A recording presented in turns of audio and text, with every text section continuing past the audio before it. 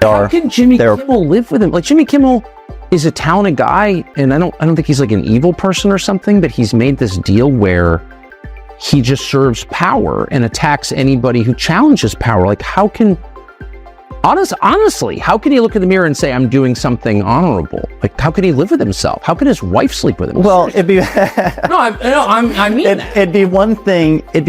He's had a real problem with Elon from the beginning of this thing, but it's like he's in this leftist thought bubble. He is in the most leftist thought bubble available, which is Hollywood. Jimmy Kimmel believed he was impervious to criticism until he became a walking punchline thanks to Joe Rogan and Tucker Carlson. One minute he was making jokes, the next he was catching verbal abuse from two men who had no filter or capacity. For forgiveness, and Rogan was calling out the cringe. Tucker is beaming as if it were Christmas, and Kimmel is somewhere backstage reconsidering his life decisions. This is not merely a roast, it's a burning dumpster of harsh reality and no mercy. So fasten your seatbelts because it gets wonderfully dirty. Each other equally is joking about each other indiscriminately. So yeah, I think comedians who, and this is why so much of comedy is not funny today. It's my chief criticism of like late night comedy, which I find unwatchable. I think it's totally unwatchable. But also contemptible. I mean, they're collaborators. They're just like the fact checkers, they're guardians of the. There's something undeniably satisfying about watching a late night host get publicly humbled by two men who wouldn't even nod at each other on the street. On one side, a former MMA commentator turned podcast titan whose empire runs on elk meat and conspiracy theories. On the other, a disgraced cable news anchor turned internet fire starter who left Fox News in flames. And stuck in the middle, Jimmy Kimmel, floundering like a suburban dad at Coachella. Desperate to prove he still understands TikTok, the clash didn't arrive with fanfare. It limped in quietly. A handful of weak punchlines from Kimmel stitched together by a writer's room that clearly clocked out when Trump did. The once amusing late-night monologue had morphed into a sterile 5-minute TED Talk, interrupted only by the flashing glow of an applause sign. There's not a chance in hell that this is funny or gonna work. And when you see those flat, corny, late-night monologue jokes with no audience, Colbert, there's Jimmy Kimmel, there's Fallon. What they're doing is just like reading off of a teleprompter. So a bunch of really good joke writers wrote them some stuff, and then they're playing to the audience, and the audience is like laughing, so they get this feedback, and they know how to do that. They stand there, and there's applause signs, and then there's producers. There's the warm-up guy that's literally telling people to clap. They're like, okay, explain to the people. Yeah. Okay, when Jimmy comes out, I want a big round of applause. Let's practice this. Joe Rogan and Tucker Carlson finally turned their gaze toward this monument to mediocrity. They didn't need to launch a coordinated assault. Jimmy Kimmel's smug, self-congratulatory shtick was already collapsing under its own weight. Rogan and Carlson just brought the matches and kindling. First up, Joe Rogan. The man built a media empire on elk meat, DMT, and asking neuroscientists, comedians, and guys who claim they've seen Bigfoot to speak uninterrupted for 3 hours. On a recent episode of the Joe Rogan Experience, tucked between a rant about modern shoes destroying our feet and a tangent on interdimensional travel, Rogan casually incinerated the sanitized corpse of mainstream comedy. No names were dropped. None were needed. When you describe a washed-up host peddling lukewarm political jokes written by caffeinated interns and calling it edgy, there's really only one guy whose tears are smudging the cue cards. Rogan's criticism wasn't direct. It was deliciously oblique, a passive-aggressive masterclass in cultural evisceration. He tore into the sterile, predictable world of late-night television, where laughter is coaxed by blinking signs and every joke feels like it passed through a dozen compliance checks. Rogan's comedy thrives in the chaos, long-winded, messy, and unapologetically unfiltered. Kimmel's, it's safe sarcasm spoon-fed to a studio audience conditioned to clap like trained seals. And here's the real punchline. Rogan, the man, vilified for questioning everything from vaccines to food pyramids, is pulling in over 11 million downloads per episode. Kimmel, the network-approved court jester, is bleeding viewers like a punctured life raft in shark-infested waters. His job wasn't to be a comedian and to do that, but his job is to be he's supposed to be funny. And comedians are supposed to hold people in positions of power accountable. Suck up to the people in charge. Exactly. He's their Praetorian guard. Yeah. And it's like, the self-hatred he must feel, because he wasn't always, that's my point. Yeah. I mean, Colbert has always been a hard partisan, talented guy, but obviously he's not a comedian. But Kimmel was a comedian. Like, how does I don't understand. I don't know how he can sleep. He might buy into the narrative to the extent that he thinks it's morally wrong to joke about these certain topics. But it's not just that. He's like pouring hot oil on the peasants from the parapet. While Kimmel throws shade in a tailored suit, Rogan shrugs it off in a hoodie, then laughs his way to a $200 million Spotify deal. The contrast is almost too perfect. One guy peddles truth-seeking with a joint in one hand and a question in the other. The other delivers punchlines with the enthusiasm of a hotel lobby pianist playing the same tune for the 100th time. Then enters Tucker Carlson, the former king of cable chaos turned social media sniper.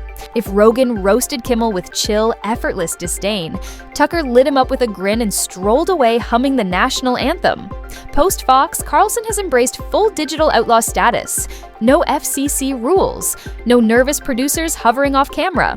Just Tucker, a webcam, and a long list of grievances against the talking heads still clinging to their SAG cards like life vests. In one of his viral monologues, Tucker carved into Hollywood hypocrisy like a hot chainsaw through tofu. Without ever naming Kimmel, he dismantled the exact archetype, the smug host hiding elitism behind a laugh track. Late-night comedians, he argued, have devolved into human teleprompters, regurgitating pre-approved content tailor-made for studio execs, advertisers, and board focus groups. No name needed. When the shoe fits that tightly, it cuts off circulation. Hot oil on the peasants from the parapet. Like, he's hurting anyone who challenges the king. It's crazy. It is crazy. It's upside down. The comedians should be poking holes in the popular narrative, not propping it Jimmy up. Kimmel is. Like, truly. No, I mean it. You said it, no not amount me. of money is worth what he's doing, in my opinion. Yeah, but it's how they control speech and thought. If your worldview is incoherent and impossible to defend rationally, yes, then you have to insulate it from criticism. And what's the most effective kind of criticism there is? I think it's mockery, which exposes foolishness for what it is. So it makes perfect sense. This was never about ratings. It was about relevance. Tucker Carlson gleefully pointed out the absurd truth. Today's so-called comedy rebels spend more time hawking pharmaceutical ads than landing actual jokes. The kings of satire have become walking disclaimers, trading edge for endorsement deals. Jimmy Kimmel, once a sharp, irreverent voice in late night, now feels like he's auditioning to MC a CDC birthday party. Meanwhile, Tucker's post-Fox transformation into a digital outlaw only amplified his reach. Unfiltered, unscripted, and utterly indifferent to the approval of the coastal elites Kimmel caters to, Carlson built a following by saying the quiet parts out loud, whether you love him or loathe him. And that's the poetic beauty of this takedown. Rogan and Tucker never shared a stage, never plotted a tag team ambush. They just happened to shine a harsh light on the same waterlogged corner of Hollywood, where Kimmel was still tap dancing in a puddle of his own self-importance. Rogan laughed at the absurdity. Tucker carved it up with surgical precision. Together, without trying, they engineered one of the most satisfying dual obliterations in recent media history. What makes it sting even more is how avoidable it all was. Kimmel could have stayed funny, he could have kept his edge, but somewhere along the line, he swapped charisma for clapter, punchlines for polite applause, and comedy for corporate compliance. Now, instead of making audiences laugh, he makes them check their watches. Rogan didn't need to name him, he simply became everything Kimmel gave up: authenticity, unpredictability, and the guts to offend. Carlson didn't need to say it either.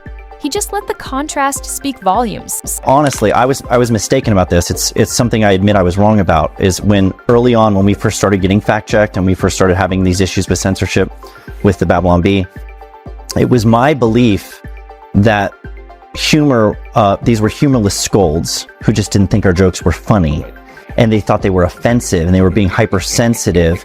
And that's not the case. No, it's not. You're going through the stages of realization. The stages of realization. I eventually learned and came to realize that it's not humor. Humor's a vehicle for truth delivery. They don't like the fact that the narrative is being challenged in a way that's effective, and so they have to shut you. The result?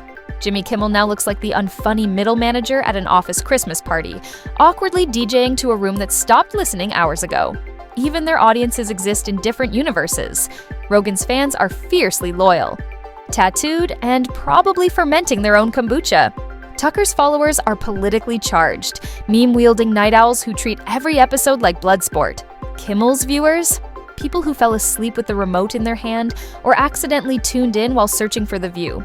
It's not a contest, it's a demolition. This wasn't a war of equals. It was a one-sided roast cooked on two entirely different grills. Rogan smoked him slow with bone-dry sarcasm. Tucker flambeed him with righteous indignation and a heavy pour of smugness. And Kimmel, he just stood there, the living embodiment of please clap. While Rogan and Carlson continue to dominate their corners of the cultural battlefield, Kimmel remains trapped in a format even cable news abandoned. Rogan dives into psychedelic consciousness and feral pig attacks with astrophysicists. Tucker drops viral monologues from a bunker that screams Cold War chic. Meanwhile, Kimmel still packages political monologues as comedy, hoping nobody notices the seams. What's devastating isn't just that Kimmel got roasted, it's that he got roasted in stereo. One voice from the libertarian podcast Wilderness, another from the right-wing post-cable insurgency. Ideological opposites who accidentally agreed on one thing. Jimmy Kimmel has become the punchline. That's not coincidence. That's a red flag with a laugh track. Do you think that's him or a writer? Can't you tell? Jimmy Kimmel? Yeah. No, it's him, for sure. Okay. Yeah, That's definitely. good. That's a good one. He's a comic. Yeah, that's a good one. I mean, he used to host The Man Show. I mean, he's done some pretty outrageous shit back in the day. Yeah. You know, for he-he's and ha-ha's. No, that's a good joke on top of a good joke. Yeah, it's a good joke. Funny thing to say. He's had a real problem with Elon from the beginning of this thing, but it's like he's in this leftist thought bubble. He is in the most leftist thought bubble available, which is Hollywood. And, you know, and I think also, you know, he famously, there's some videos of him in blackface, and those came out, and he had apologized for them, and I think he took that hit and, like, really doubled down the other direction. I mean, that's just speculation. But he, you know, now is a guy that goes after people like Elon Musk. Yeah. Which is, you know, Elon is thought of as being, because he's willing to put people on with uncomfortable opinions, and he's releasing people that were banned from Twitter because of things that they had said. He's like, as long as you haven't done anything illegal, I'll let you. Joe Rogan doesn't chase approval. Tucker Carlson doesn't ask for forgiveness. And Jimmy Kimmel, he's stuck chasing laughs from a crowd that left the theater 5 years ago. His show feels like a time capsule from a political moment long. Since buried, and every time he speaks, it's like someone trying to sell expired milk with a wink and a forced smile. Here's the kicker. Rogan and Carlson couldn't be more different if they tried. Joe is the laid-back, conspiracy-curious MMA guru with the podcast Midas Touch, a man who looks like he was anointed by the gods of Spotify themselves. Tucker is the smirking, smug provocateur who got booted from Fox News and somehow reemerged more powerful, like a cat with 9 lives and a Wi-Fi connection. They're ideological opposites, fire and ice, or maybe kale and beef jerky. And yet, these two radically different forces agree on one undeniable fact. Jimmy Kimmel's comedy is a relic, an endangered species. An exhibit behind glass labeled extinct since 2015, Kimmel's show is the theatrical equivalent of beige wallpaper. Safe, sanitized, and so corporate, it makes you wonder if you accidentally watched a late-night monologue or a big pharma infomercial. He's become a dinosaur of the late-night era, roaring for attention while everyone hears a wheeze. His jokes don't land like punchlines. They arrive like memo-approved statements on vaccine mandates and identity politics, complete with awkward, fake laughter and that dead-eyed grin that screams, "I'm paid to pretend this is funny." There are a lot of people who are like on your side because they're for free speech, or not actually for free speech at all, who are pushing, a very specific foreign policy agenda, for example, and using another issue to lower your defenses and let themselves into your brain. And I think that's really sinister, really, really, really sinister. And it's becoming more obvious now. Like, if you're for free speech, then you're just for free speech because you support the principle. It doesn't, the content of the speech is not that. Rogan and Carlson are everything Kimmel isn't. They're the chaotic good and chaotic neutral forces smashing the old school late night formula like it's a piñata stuffed with expired punchlines. Joe's podcast is the Wild West of free speech. Long, unfiltered conversations about everything from alien abductions to why kale is a government conspiracy. It's messy, raw, and refreshingly indifferent to whether a sponsor gets cold feet. Meanwhile, Tucker's post-Fox reinvention is pure sniper mode. Short, sharp monologues that rip through the fabric of Kimmel's tightly scripted reality. No laugh tracks, no punchlines softened for polite applause. Just cold, calculated snark. Delivered with a smirk sharp enough to shave glass. The audience shift is brutal. While Kimmel trudges through 5-minute monologues with the enthusiasm of someone reading software terms and conditions, Rogan dives into 3-hour rabbit holes. With astronauts, comedians, and psychedelic evangelists, his freedom to explore, provoke, and sometimes just ramble has earned him a fiercely devoted following. And Tucker? He's no slouch. His clips dominate social media, racking up views faster than Kimmel can say pharmaceutical sponsorship. Carlson's audience might not always agree with him, but they're definitely watching. Kimmel's? They're either half asleep or have migrated to platforms where comedy isn't drowned in virtue signaling and wrapped in corporate shrink wrap. At this point, Jimmy Kimmel is the rotary phone of late night, nostalgic for a few, but painfully obsolete for the rest. In a world of iPhones and chaos agents, he's stuck delivering dial tone monologues to an audience that's already tuned out. Description of a comedian is not so different from the job description of a journalist, as traditionally constituted. Tell the truth about the powerful. Comedians are usually a lot smarter, more clever, and incisive than journalists, but that's what they're supposed to be doing. Almost none still do. Adam Carolla is one of the very few remaining comedians in the United States. He's out with a new book called Everything Reminds Me of... But here's the real comedy gold. Jimmy Kimmel didn't just quietly fade into irrelevance. No, he staged a full-blown, slow-motion, face-palm-worthy self-immolation. First, he mocked everyday Americans for not getting vaccinated, only to watch half his audience vanish faster than you can say canceled. It was like lecturing your gym buddies about skipping leg day, then immediately face-planting on the treadmill. Instant karma, epic fail. Then came his attempt to clown Joe Rogan. The irony was thick enough to cut with a butter knife. Kimmel's sharpest jab, a recycled insult probably born in a half-hearted writer's room brainstorm. Meanwhile, Rogan responded with a calm, surgical takedown, explaining in detail why Kimmel clearly doesn't bother doing research before calling anyone out. Spoiler, Rogan's bringing real scientists and doctors to the table. Kimmel's bringing celebrity guests promoting movies about talking dogs. And who could forget when Kimmel took a swing at Tucker Carlson for getting fired from Fox News? Like, that was supposed to be a career death sentence. Instead, Tucker shrugged off the network leash, migrated to social media, and built a massive following. He's now more culturally relevant than anything in Kimmel's entire monologue archive. It's like watching a toddler try to dunk on LeBron James, only to get absolutely posterized over and over. Just brutal. Obscurity. Nobody's going to care anymore. It's like you're seeing it take place with late night television. Nobody gives a fuck about it anymore. I know. And it's slowly, you have a bad business model and you're not adapting. Yeah, the creativity's gone for late night comedy, right? Like, that's not really a thing anymore. Here's the brutal truth. Joe Rogan and Tucker Carlson cracked the comeback code, while Jimmy Kimmel never even tried to read the manual. Rogan built his empire brick by brick, starting in a garage with a mic, some weed jokes, and a stubborn refusal to be anything but unfiltered. That raw, unpredictable chaos pulled in millions. Tucker, booted from the cable kingdom, rose from the ashes like a smirking phoenix, ditching execs, ditching scripts, and becoming a social media juggernaut who doesn't need a network to be heard. And then there's Kimmel, still stuck in a time warp, clutching cue cards, firing off recycled Trump jokes like it's 2017, and mistaking pharmaceutical-sponsored sarcasm for relevance. If comedy's a battlefield, Kimmel's waving a white flag from behind a desk that might as well be branded with a Pfizer logo. The irony? It's almost poetic. Kimmel tried to punch up at two cultural titans from opposite ends of the spectrum and ended up punching himself square in the credibility.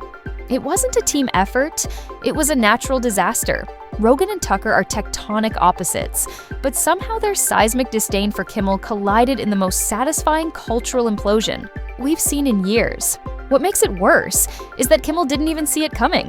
While he cracked jokes about Rogan's dangerous ideas and Tucker's fall from corporate grace, both men were redefining what media power looks like. They didn't throw a punch, they just existed, authentically, unapologetically, and let Kimmel self-destruct on the world stage. Because in 2025, people don't want safe. They don't want scripts. They want chaos, honesty, and something that actually feels real.